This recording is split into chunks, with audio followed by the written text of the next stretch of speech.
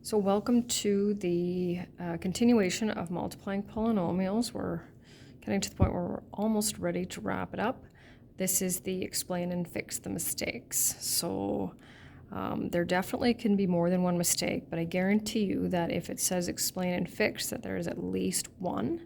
Now, the explanation of the mistake, that is up to you, and so I'll show you a couple of different ways. I'm a little bit flexible there. Then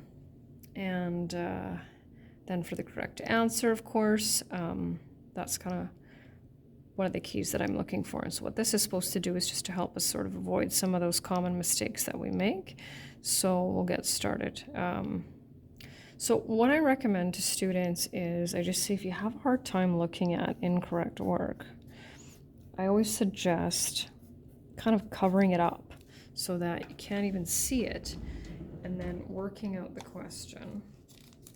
So multiplying it, so kind of like, sort of see through it like that. And then being able to go back and take a look at it. If the mistakes are obvious, then by all means just go right to it. So you can still do the FOIL or the box method here. So we'll go x times 2x. Doesn't matter if we do insides or outsides next.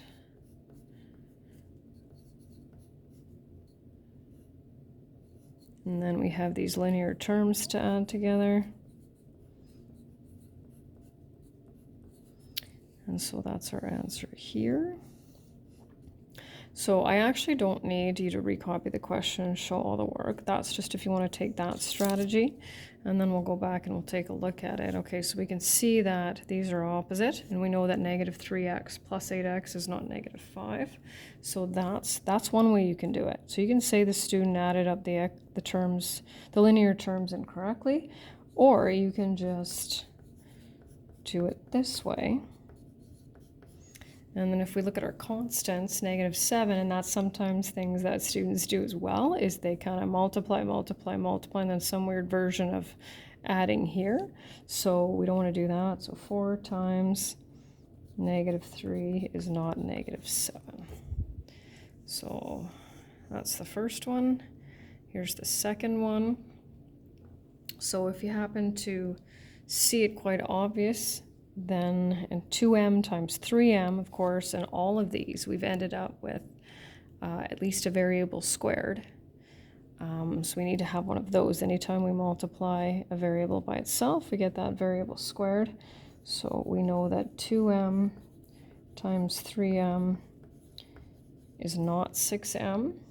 And then if you want to go right to the answer, that's fine too, right? So 6m squared, and then we'll add our, and then we're done. And last but not least,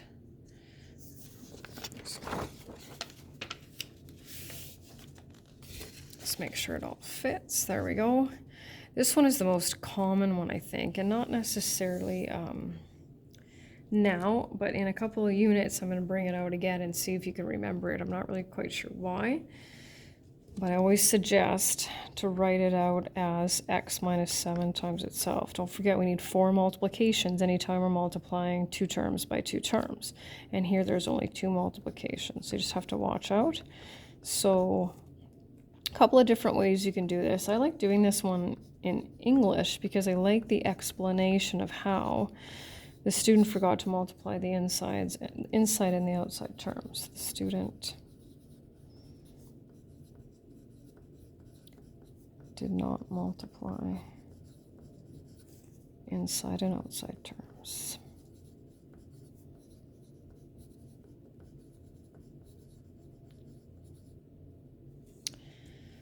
That is the end of the explain and fix the mistakes lesson.